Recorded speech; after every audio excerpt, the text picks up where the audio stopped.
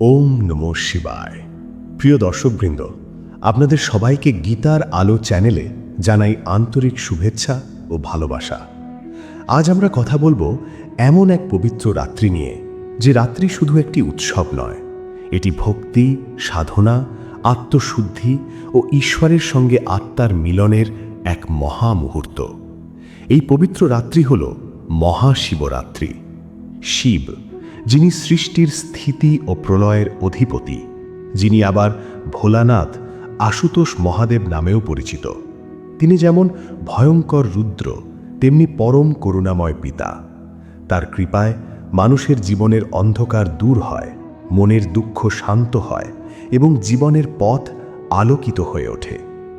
মহাশিবরাত্রি হল সেই রাত যখন ভক্তরা গভীর ভক্তি ও শ্রদ্ধার সঙ্গে শিবের আরাধনা করেন। আপনারা লক্ষ্য করলে দেখবেন, কেউ এই দিনে উপবাস রাখেন, কেউ জপ তপ করেন, কেউ আবার সারা রাত জেগে ওম নমঃ শিবায় মন্ত্র উচ্চারণ করেন। বিশ্বাস করা হয়, এই রাত্রিতে শিবের আরাধনা করলে জীবনের বহু বাধা দূর হয়, পাপ ক্ষয় হয় এবং আত্মিক উন্নতি ঘটে। আজকের এই বিশেষ ভিডিওতে আমরা একে একে জানব মহাশিবরাত্রির মাহাত্ম্য, এর নেপথ্যে থাকা পৌরাণিক কাহিনী, কেন এই উৎসব এত গুরুত্বপূর্ণ এবং কিভাবে পালন করলে শিবের আশীর্বাদ লাভ করা যায়। শিব মানেই মঙ্গল, শিব মানেই শান্তি। তার আরাধনা করলে জীবনে ইতিবাচক পরিবর্তন আসে। আজকের এই ভিডিওটি শেষ পর্যন্ত দেখলে আপনি শিব তত্ত্বের গভীরে প্রবেশ করতে পারবেন। তাহলে চলুন আমরা শুরু করি ভগবান শিবের সেই পরম কৃপাময় আলোচনা। মহাশিবরাত্রি হিন্দু ধর্মের অন্যতম শ্রেষ্ঠ ও পবিত্র উৎসব। ফাল্গুন মাসের কৃষ্ণপক্ষের চতুর্দশী তিথিতে এই উৎসব পালিত হয়। এই দিনটিকে ভগবান শিবের বিশেষ তিথি বলে মনে করা হয়। কিন্তু কেন এই রাতকে মহাশিবরাত্রি বলা হয়? পুরাণে বলা হয়েছে, এই রাত্রিতেই শিব ও পার্বতীর পরম পবিত্র বিবাহ সম্পন্ন হয়েছিল। আবার অনেক শাস্ত্র মতে এই রাতেই প্রথমবার মহাদেব জ্যোতির্লিঙ্গ রূপে নিজেকে প্রকাশ করেছিলেন। আরেকটি গভীর মত হল, এই কাল রাত্রিতেই শিব তার সৃষ্টির তাণ্ডব নৃত্য করেছিলেন, যা ব্রহ্মাণ্ডের ছন্দ নিয়ন্ত্রণ করে। শিবরাত্রি মানে শুধু পুজো বা উপবাস নয়, এটি হলো আত্মার জাগরণ। এই রাত্রি আমাদের শেখায় অহংকার ত্যাগ করতে, মনকে শান্ত রাখতে এবং জীবনের পরম সত্য উপলব্ধি করতে। যখন আমরা ঈশ্বরের প্রতি সম্পূর্ণ আত্মসমর্পণ করি, তখনই আমাদের মধ্যে শিবত্ব জেগে ওঠে। শিব মানে কেবল একজন দেবতা নন, শিব মানে পরম কল্যাণ।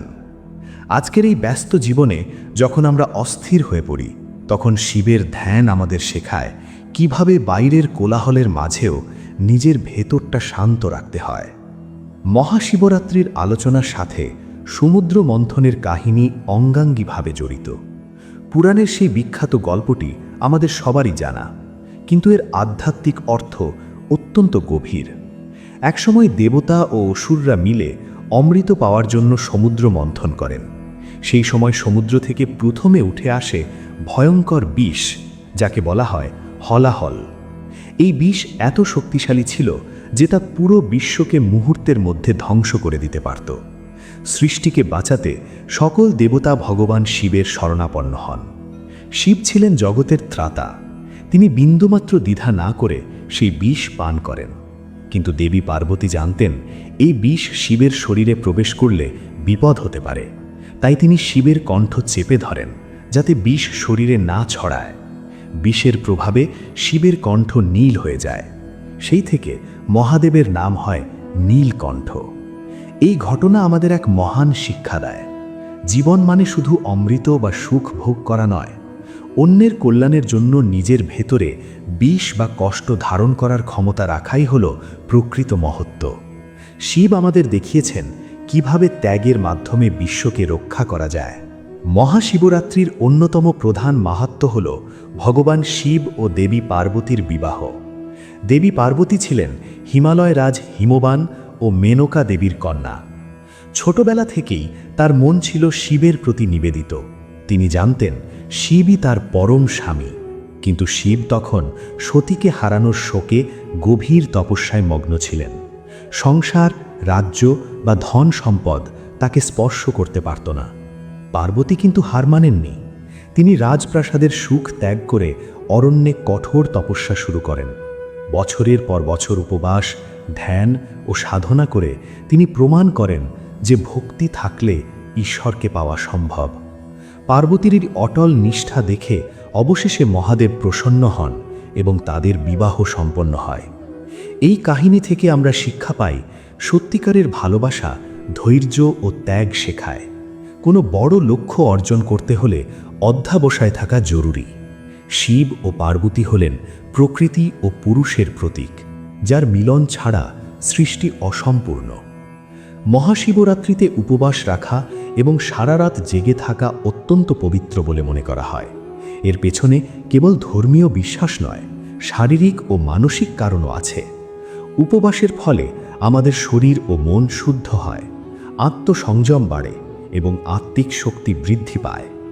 অনেকে মনে করেন শুধু না খেয়ে থাকাই উপবাস, কিন্তু আসলে তা নয়।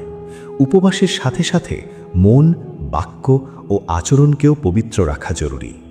শিবলিঙ্গ পূজার সময় আমরা জল, দুধ, মধু ও বেলপাতা অর্পণ করি। এর মধ্যে বেলপাতার আধ্যাত্মিক অর্থ হল 3টি পাতা মানে সৃষ্টি, স্থিতি ও লয়, অথবা ব্রহ্মা, বিষ্ণু ও মহেশ্বর। আর জাগরণের মাহাত্ম্য কি? সারা রাত জেগে শিবের নাম জপ করলে মন শান্ত থাকে এবং ঈশ্বরের সঙ্গে সংযোগ গভীর হয়। পুরাণে বলা হয়েছে, এক রাতের একনিষ্ঠ শিবজাগরণ বহু বছরের তপস্যার ফল দেয়। রাতের নিস্তব্ধতায় যখন পৃথিবী ঘুমিয়ে থাকে, তখন ভক্তের হৃদয় জেগে ওঠে মহাদেবের স্মরণে। মহাদেব বা শিবের জীবনযাপন আমাদের জন্য এক গভীর শিক্ষা। সাধারণত আমরা দেবতাদের কল্পনা করি মণিমুক্তা, স্বর্ণালঙ্কার আর রাজকীয় বেশভূষায়, কিন্তু শিব সম্পূর্ণ আলাদা। তিনি ত্যাগের প্রতীক, সরলতার মূর্ত রূপ। তিনি কোনো রাজমহলে থাকেন না, বরং শ্মশানে বা কৈলাসের বরফে ধ্যান করেন। তার অঙ্গে কোনো দামি গয়না নেই। তিনি ছাই বা বিভূতি মাখেন এবং বাঘের ছাল পরিধান করেন। এ থেকে আমরা কি শিখি?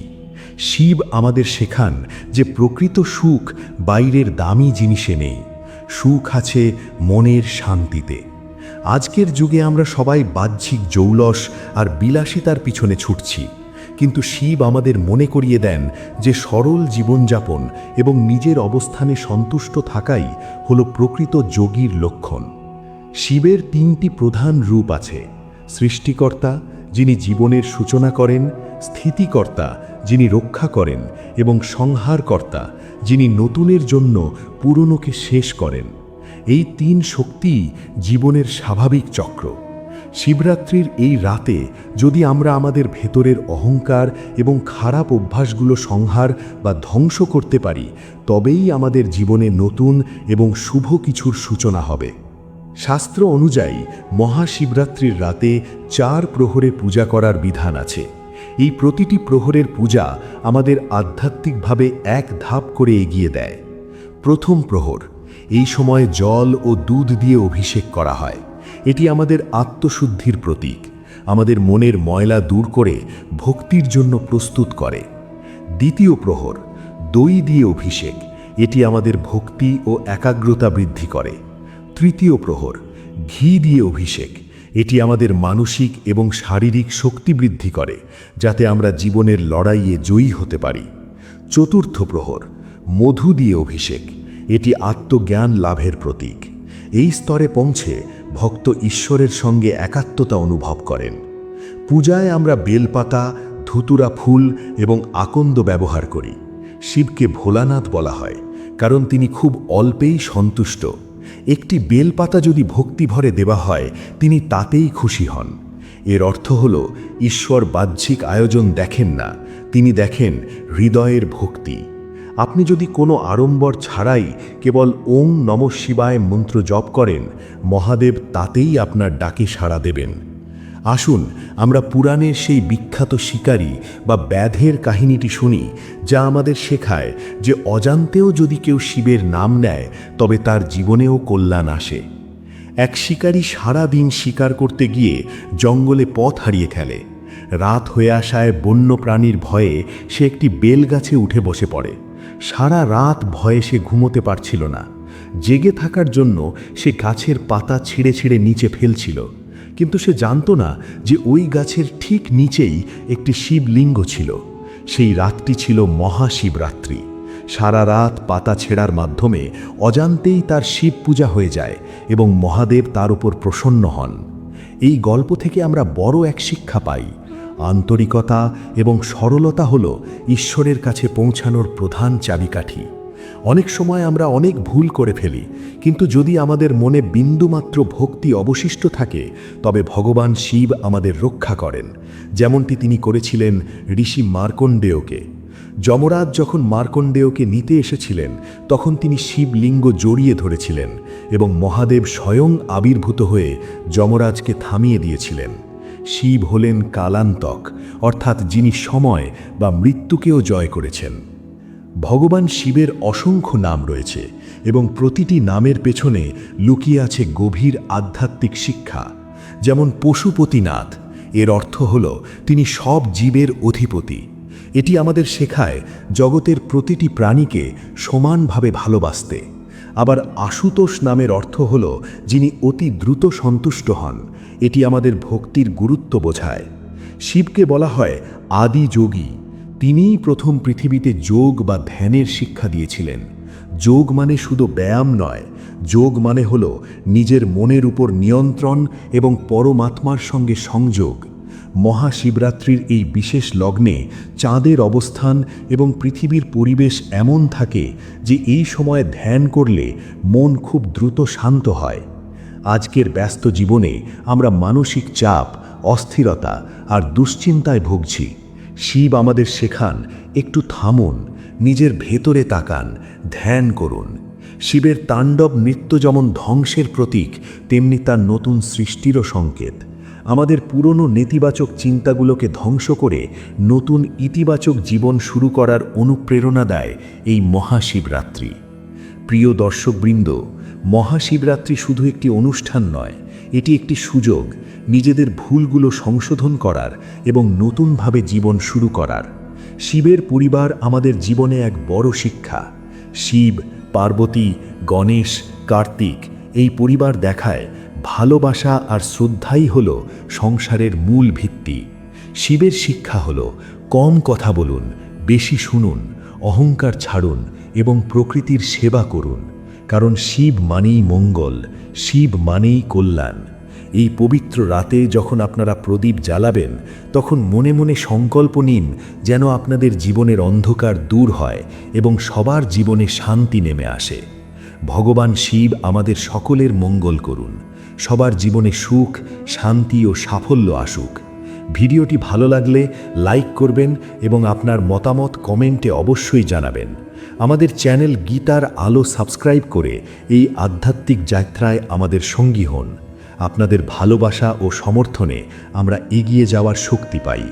খুব শীঘ্রই দেখা হবে নতুন কোনো আধ্যাত্মিক বিষয় নিয়ে।